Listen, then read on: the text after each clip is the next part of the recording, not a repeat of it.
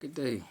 Welcome back to our series of the Bible in 365 days, where we try to go through this King James Version daily throughout the entire year based on the 1 year reading plan that we find in the back. It is the 31st of January, day 31. So we go through Numbers chapter 10, verse 11, right through to Numbers chapter 14, verse 45.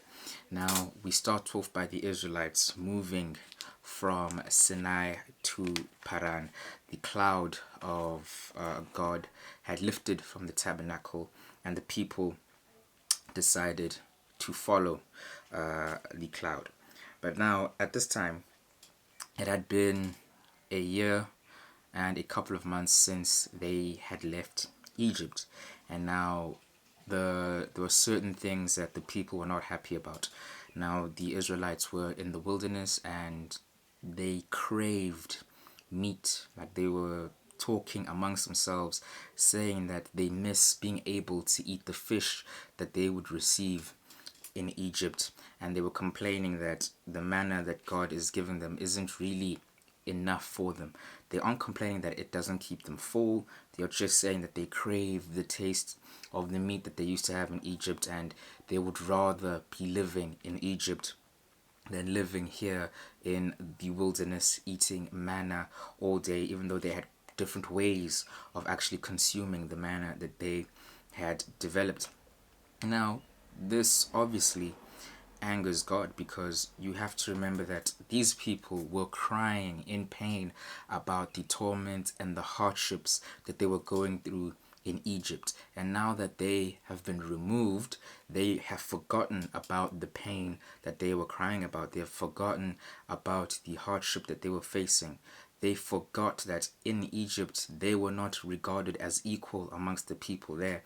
They were regarded as those who are at the bottom and were treated as thus. They were treated unfairly, and they were finally saved by God and removed from the situation that they were in. And they had forgotten about that, because it has been a year where they haven't lived in comfort, but they have been away from the trials and tribulations that they were facing. But before God even does anything, God decided to tell Moses, listen, you need to find 70 elders, and these elders will be with you, and they will help you in leading this camp, because you can't lead a camp of over 500,000 people all by yourself. You're going to need some people to help you. And now God had heard that the people were were unhappy with the situation that they were in, and he decided that fine, because this is what the people want, let me go out and bring quails unto the camp.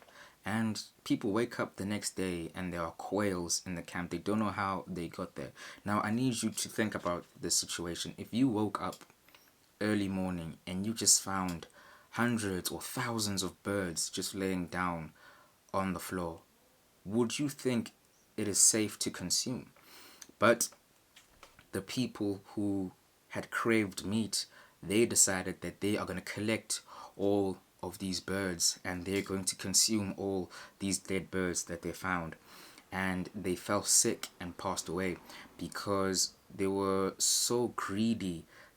They didn't even realize that you can't just eat a random bird that you see laying on the floor, something that you didn't work for, something that you didn't go and hunt and earn. And they ended up dying because they were so lustful. That's what the Bible said. They were lusting over this meat, that it came back to haunt them in the future, where they fell sick and they died. And now in chapter 12, Miriam and Aaron, who are Moses' older siblings, they are not happy that Moses is married to a woman who is not Hebrew, who's not an Israelite. So they start to speak badly about this woman because she's an Ethiopian. They start to speak badly, and God hears the words that they speak, and he decides to call all three to the tabernacle: Aaron, Miriam, and Moses. And he speaks to Miriam and Aaron and say, how could you question Moses and his decisions? Am I not the one who speaks to Moses directly? So how can you question him and all the decisions that he has taken? Because we have to consider a lot of the things that Moses has done since he left Egypt after killing the Egyptian, he was led by God. So a lot of the decisions that he has been taking has been through the guidance of God.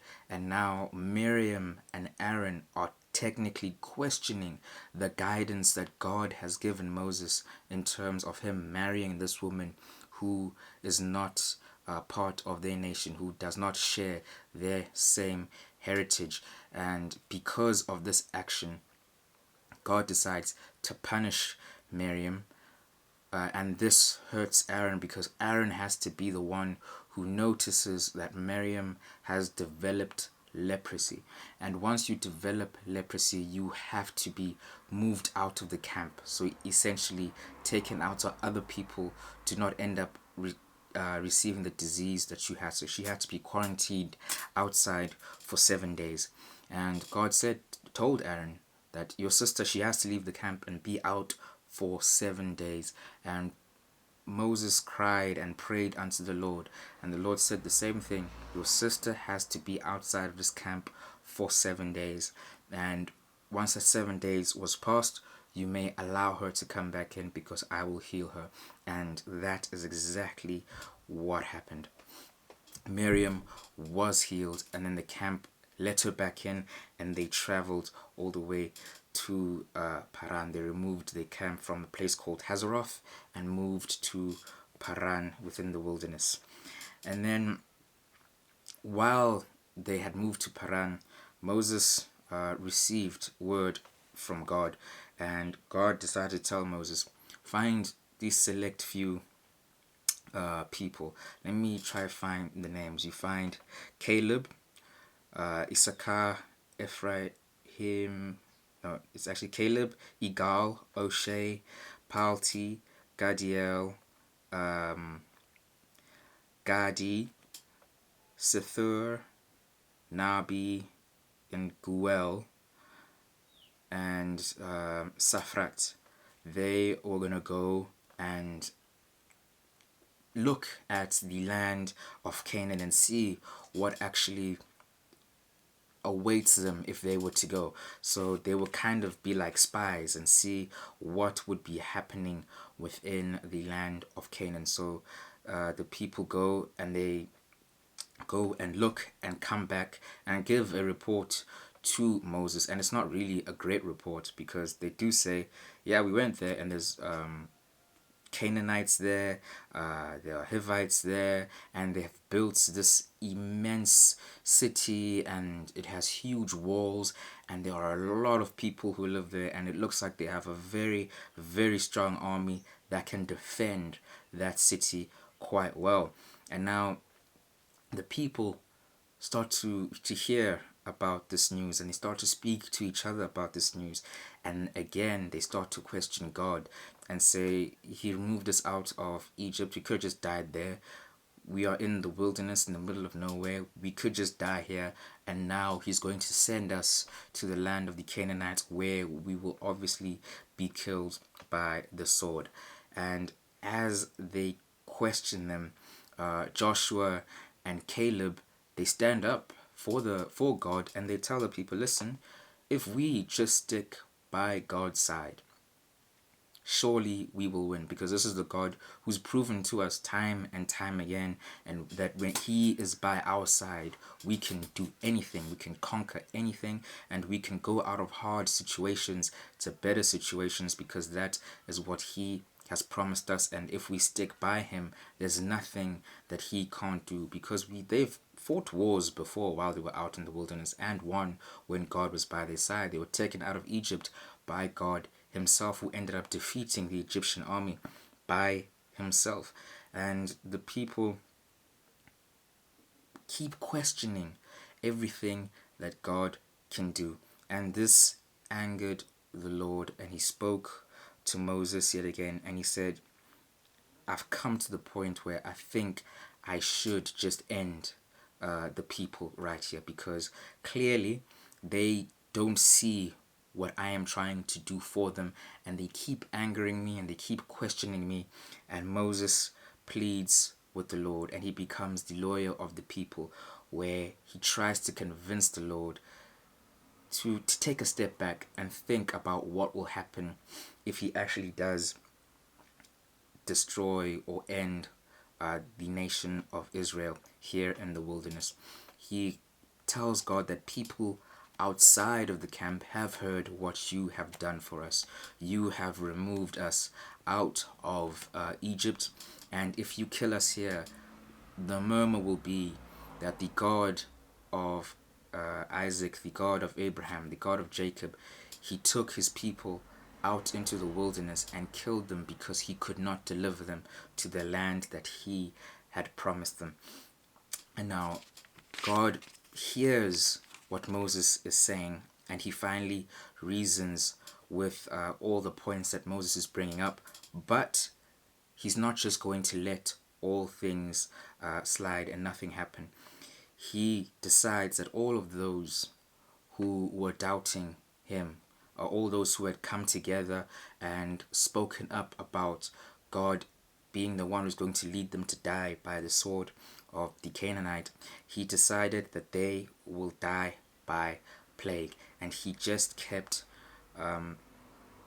Caleb and Joshua safe from all those who were talking and conspiring, because Joshua and Caleb spoke up for the Lord against those who were speaking against the Lord. And we see that if you are for God, God will be for you, and if you are against God, then God will be against you.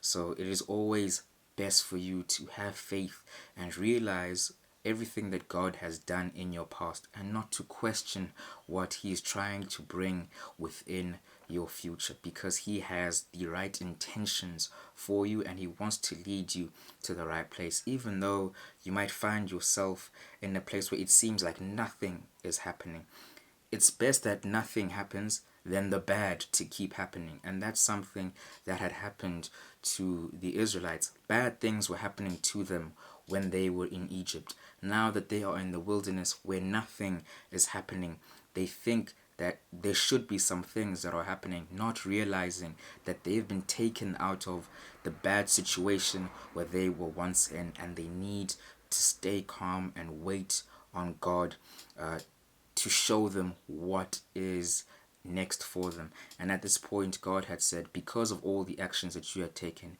it's going to take you 40 years to get to the land that I had once promised you. So those who have survived, it will take them 40 years, because those who have died, their bodies need to rot within this wilderness, but their children, they will make it to the land that was once promised. And those who had gone against God, they will be forgotten in the wilderness. So remember, let God be on your side and be in his, and do not question when he takes you out of bad situations, the situations where absolutely nothing is happening. It is always good to be in the calm. It was always good when there is no storm, even though it may seem boring, even though it may seem like there is nothing positive that could be happening. You are just stuck in a certain situation. You're not stuck. You've just been removed out of the bad, or the bad is being blocked from actually reaching you and approaching you. And that is where we will end it today. And may the grace of our Lord Jesus Christ, the love of the Father, and the fellowship of the Holy Spirit be with you now and forever. Thank you so much for watching this video.